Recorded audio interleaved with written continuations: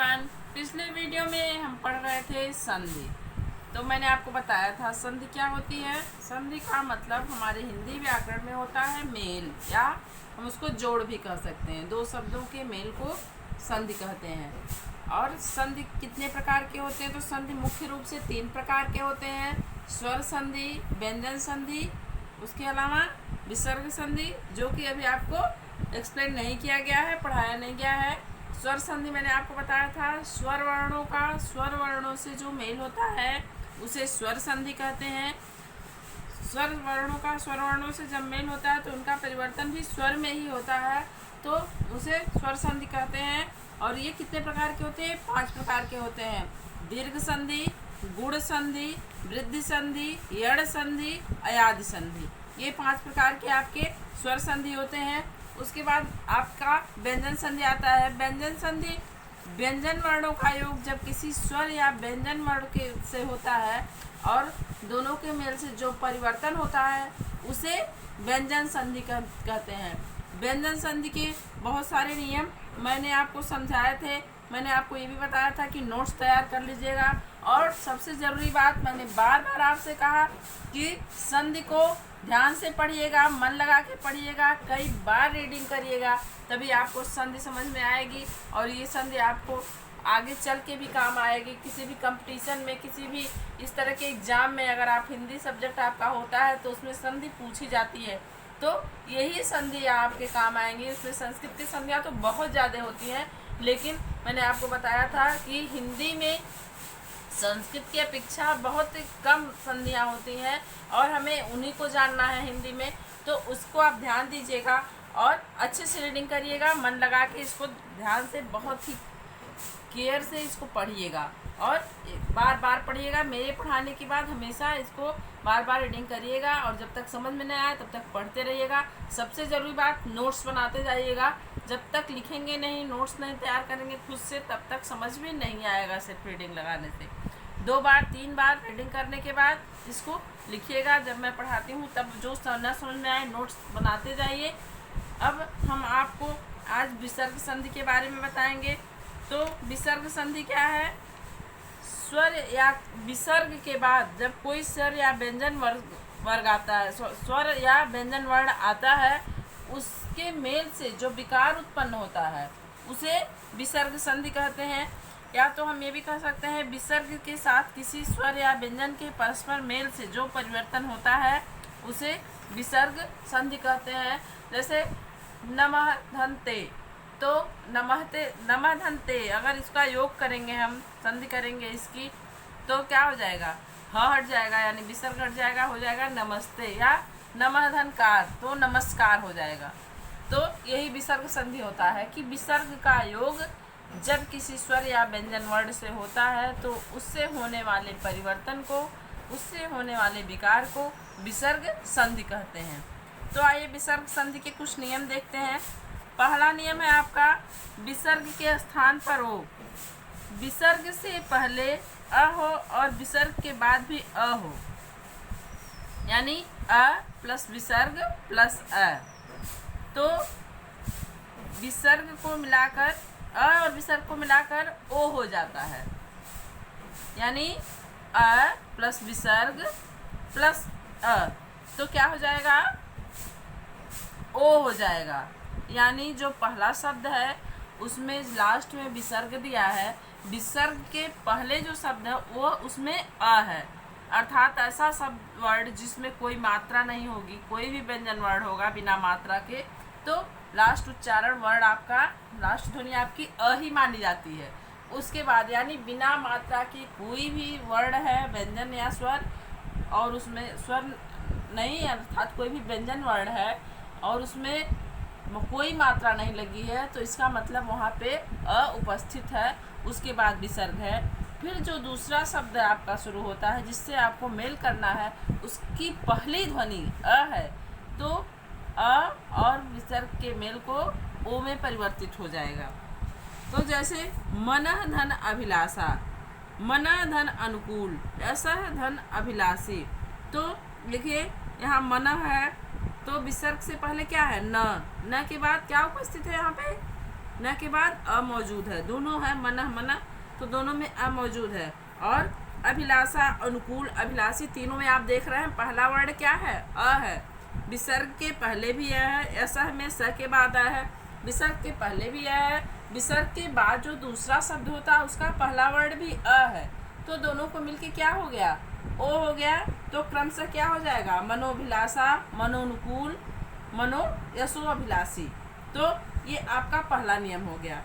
दूसरा नियम है आपका अ या आ से भिन्न स्वर प्लस विसर्ग प्लस कोई स्वर, कोई भी स्वर, तो विसर्ग के स्थान पे र हो जाएगा। यानी आ के अलावा कोई अन्य स्वर, जैसे ई उ ए ओ ए, कोई भी स्वर हो, आ नहीं होगा।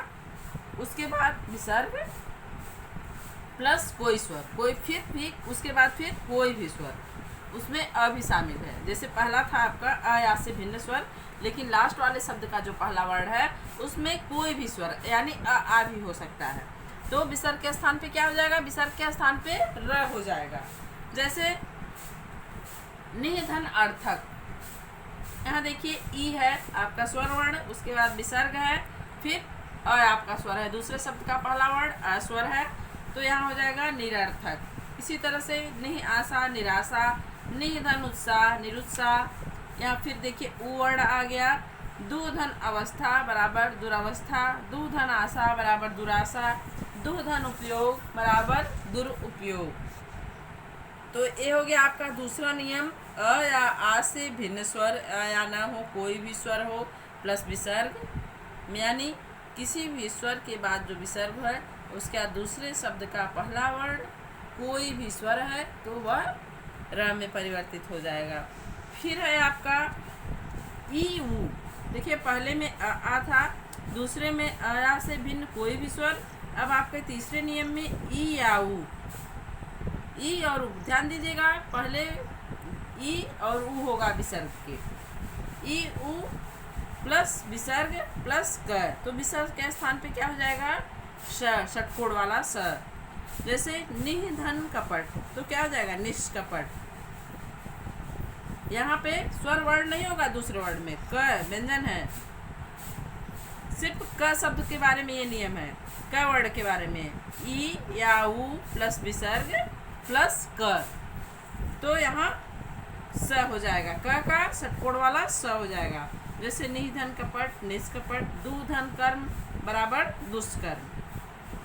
अब आपका तीसरा नियम है ई ऊ, ई या ऊ वर्ड होगा पहले, जैसे ऊपर था वही सेम चीज है ई या ऊ, लेकिन उसके स्थान पे क के स्थान पे क्या है, विसर्ग के बाद च या छ है। वहाँ विसर्ग के बाद सिर्फ क था, यहाँ ई ऊ प्लस विसर्ग प्लस च या छ, तो यहाँ क्या हो जाएगा, विसर्ग के स्थान पर स हो जाएगा, श बड़ा स। तो देखिए निधन च बराबर निश्चय, निधन छल, ये तीनों स वाले नियम है, स तीनों नियम इसके बाद जो चलेंगे स सही होंगे। निधन च बराबर निश्चय, निधन छल बराबर निश्चल, निश्चल, हरिधन चंद्र बराबर हरिश्चंद्र, दुधन चरित्र बराबर दुष्चरित्र। ये आपका तीसरा नियम हो गया। फिर ई और ऊ से संबंधित ही नियम है, ई ऊ प्लस विसर्ग प्लस ट या ठ। देखिए सीरियल से है, सभी वर्ग के वर्ड आपको बताए जा रहे हैं। पहले में पहला दूसरा छोड़ दीजिए, उसके बाद आ जाइए जब जहाँ से व्यंजन वर्ड स्टार्ट होता है, तो ई ऊ प्लस क, ई ऊ विसर्ग प्लस क, ई ऊ विसर्ग प्लस च छ, ई ऊ विसर्ग प्लस ट ठ, तीनों वर्ग, क वर्ग फिर च वर्ग फिर ट वर्ग आ गया। और पहले में सिर्फ पहला वर्ड था क वर्ग का, दूसरे में च और छ पहले दूसरे वर्ण थे, तीसरे में ट वर्ग में ट और ठ दोनों वर्ण हैं। तो ई ऊ प्लस विसर्ग प्लस ट या ठ, विसर्ग के स्थान पर फिर श हो जाएगा। जैसे निष्ठुर, निधनठुर बराबर निष्ठुर, धनुधन टंकार, धनुधन टंकार बराबर धनुष टंकार। फिर है आपका कोई स्वर, जैसे अ ई ऊ प्लस विसर्ग प्लस त या थ, तो विसर्ग के स्थान पर स हो जाएगा, छोटा सा यानी सपेरा वाला स हो जाएगा। कोई स्वर प्लस विसर्ग प्लस त या थ, देखिए मैंने आपको बताया था सभी वर्ग सीरियल से आ रहे हैं। क वर्ग हुआ, फिर च वर्ग हुआ, फिर ट वर्ग हुआ, अब आपका त वर्ग हो गया। और पहले नियम को छोड़ के पहले में सिर्फ क का प्रयोग था। अब बाकी तीनों नियमों में या चारों नियमों में दोनों वर्ग पहले, हर वर्ग के पहले दो अक्षर, पहला और दूसरा दोनों अक्षर हैं, हो सकते हैं। तो कोई स्वर प्लस विसर्ग प्लस त था, तो विसर्ग के स्थान पर छोटा स हो जाएगा, सपेरा वाला स हो जाएगा। जैसे मनः धन ताप बराबर मनस्ताप, निह धन तेज बराबर निस्तेज, अंतः धन थ बराबर अंतस्थ, मरह धन मरु धन थल बराबर मरुस्थल। इस तरह से हो जाएगा कोई भी स्वर प्लस विसर्ग प्लस त और थ।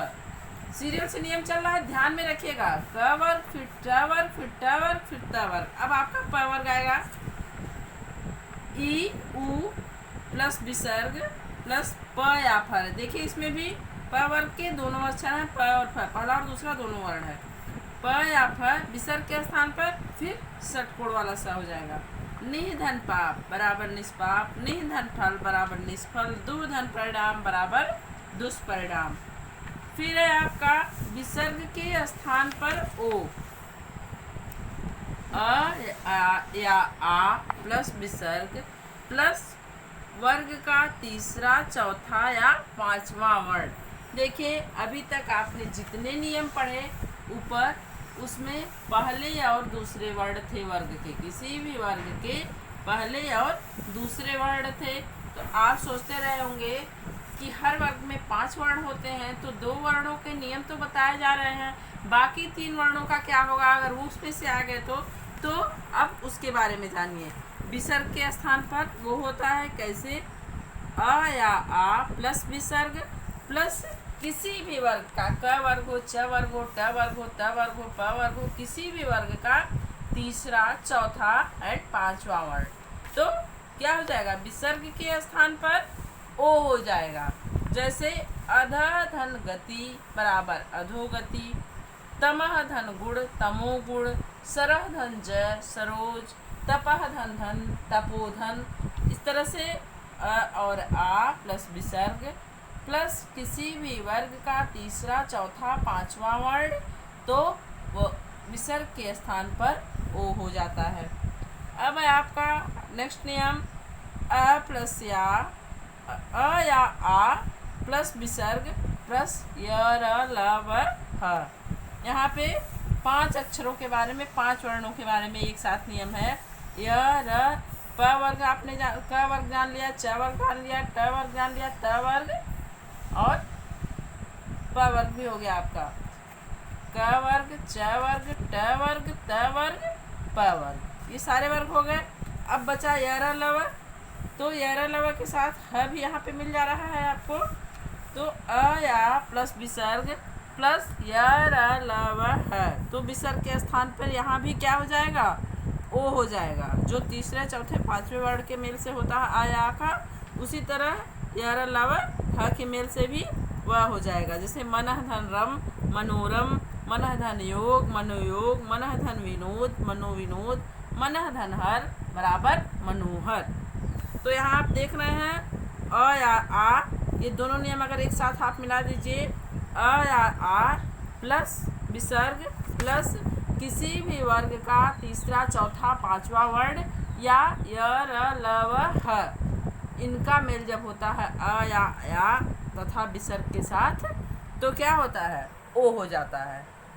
तो ये दोनों नियम आप एक साथ भी मिलाकर पढ़ सकते हैं। य र ल व ह प्लस बाकी वर्गों का तीसरा चौथा पांचवा वर्ण, तो ओ हो जाता है। अब अगला नियम है आपका विसर्ग के स्थान पे र कैसे होता है।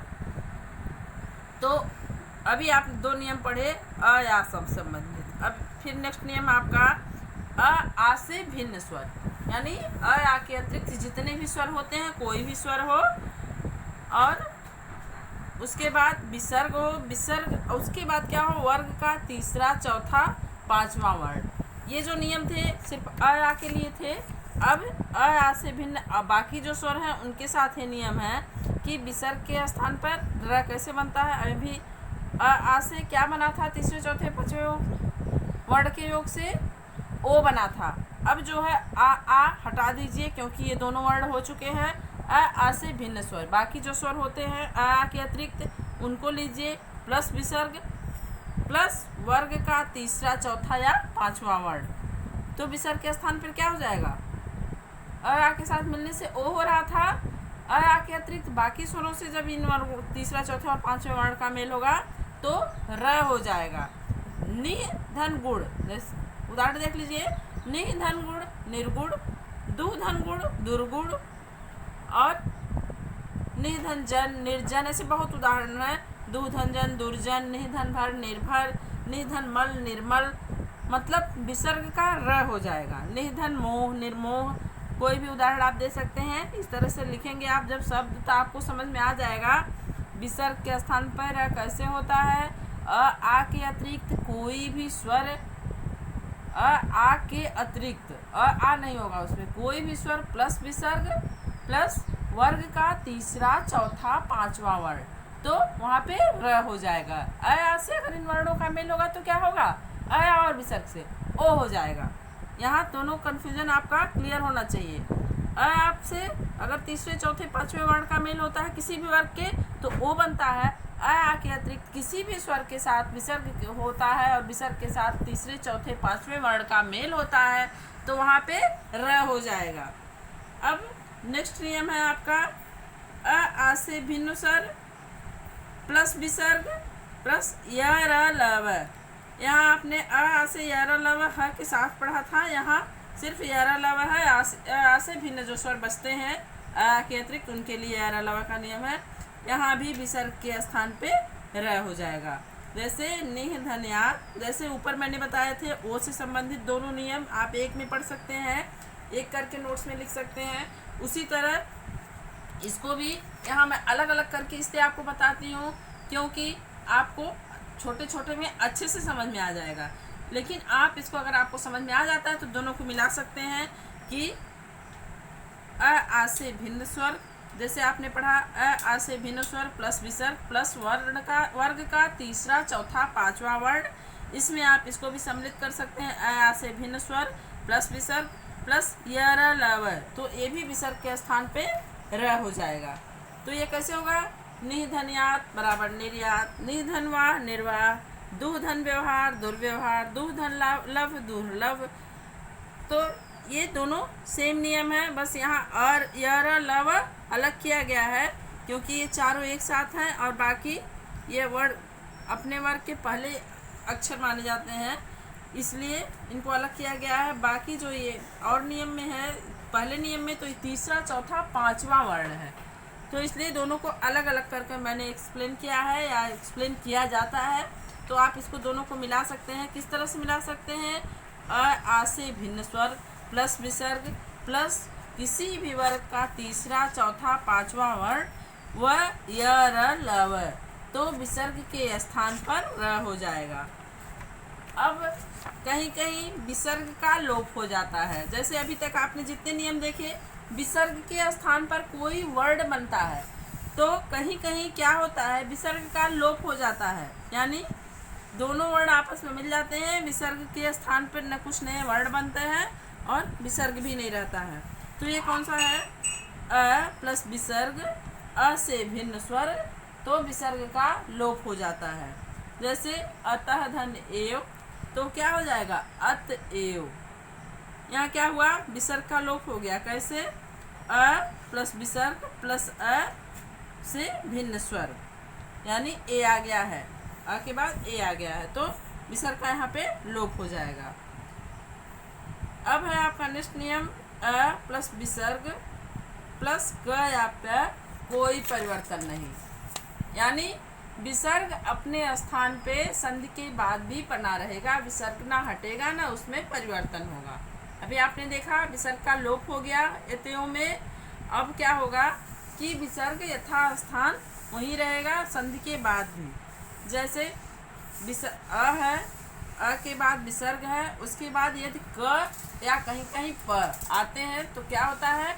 विसर्ग यथास्थान बना रहता है। जैसे अंतःकरण, अंतःकरण है, अगर इसका आप विच्छेद करेंगे तब भी होगा अंतःधनकरण। अगर इसकी संधि करेंगे तब भी आप अंतःकरण ही लिखेंगे।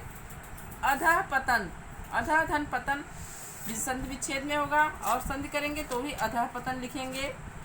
प्रातः काल, प्रातः धन काल, और एक साथ लिखते हैं शब्द तो भी लिखते हैं प्रातः काल। तो ये क्या हो गया, विसर्ग में कोई परिवर्तन नहीं। अब एक नियम आपका और है, अ या आ से भिन्न स्वर प्लस विसर्ग प्लस स विसर्ग के स्थान पर स हो जाएगा। ये आपने अभी तक स ये तीनों का मेल विसर्ग से नहीं पढ़ा था, तो ये लास्ट नियम है आपका।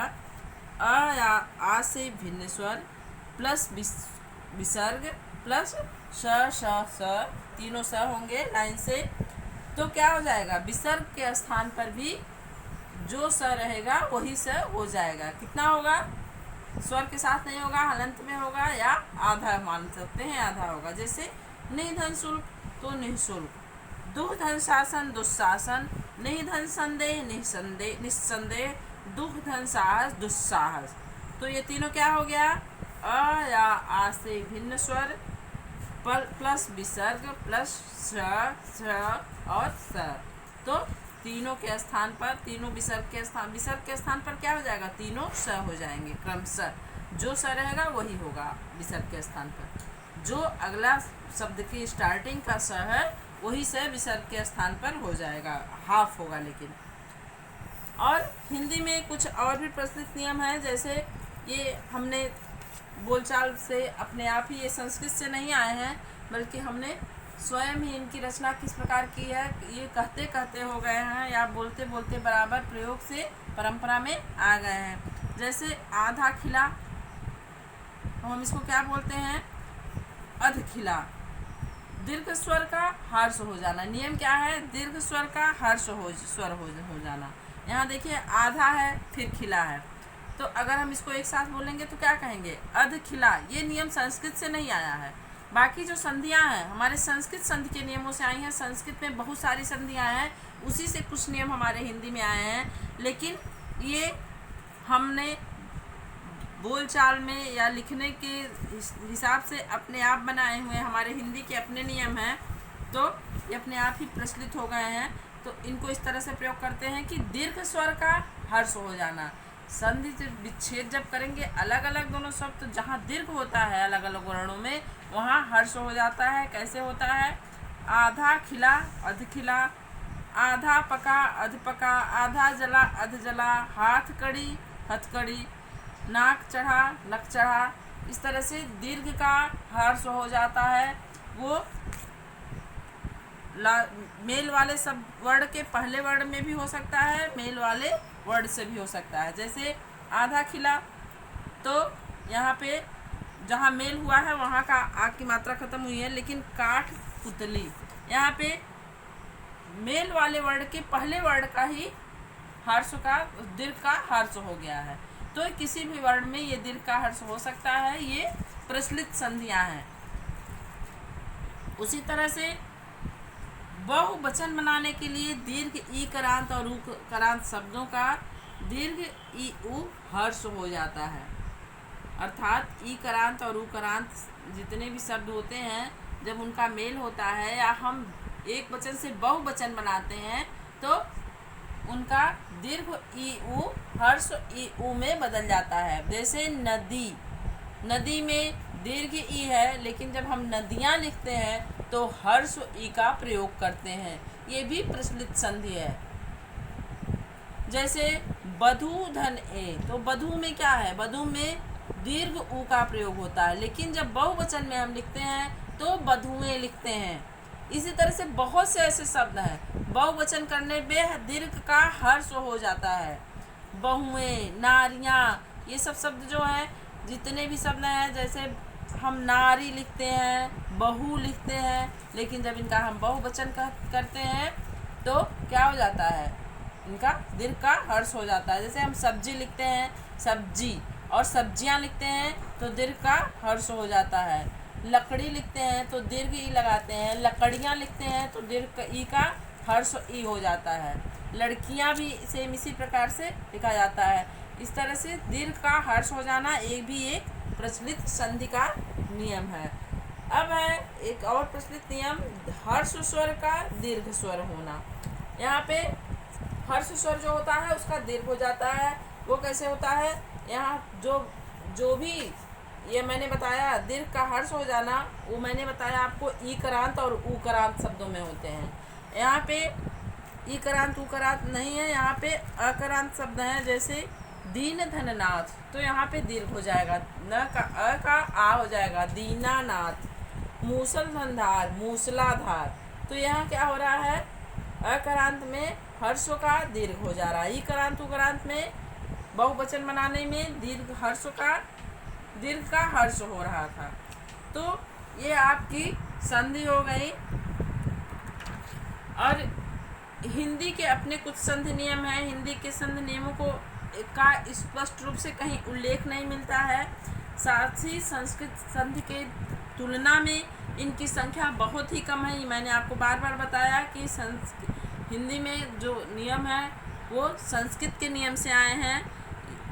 कुछ ही प्रमुख नियम है जो संस्कृत में से हिंदी में आए हैं, और संस्कृत की तुलना में ये बहुत कम है। संस्कृत में बहुत सी संधियाँ होती हैं और ये हिंदी में हमें इतनी ही पढ़ने की आवश्यकता होती है, इतना ही हमें पढ़ाया जाता है। और इतने अगर आप सिर्फ हिंदी पढ़ते हैं तो इतना आपके लिए पर्याप्त है। और अब हमने जाना संधि में व्याकरण में संधि का अर्थ मेल होता है। संधि द्वारा बने वर्णों को पुनः अलग अलग करने को संधि विच्छेद कहते हैं। संधि के 3 भेद होते हैं। स्वर संधि में केवल स्वरों का ही आपस में मेल होता है। स्वर का मैंने क्यों बताया स्पष्ट रूप से, क्योंकि व्यंजन में संधि में व्यंजन वर्णों के साथ स्वरों का भी मेल हो सकता है। विसर्ग संधि में भी स्वर और व्यंजन, विसर्ग और व्यंजन दोनों का मेल हो सकता है, विसर्ग और स्वर का भी मेल हो सकता है। लेकिन स्वर संधि में सिर्फ स्वर और स्वर का ही मेल होता है, तो इसलिए मैंने स्वर को स्पेशली बताया है।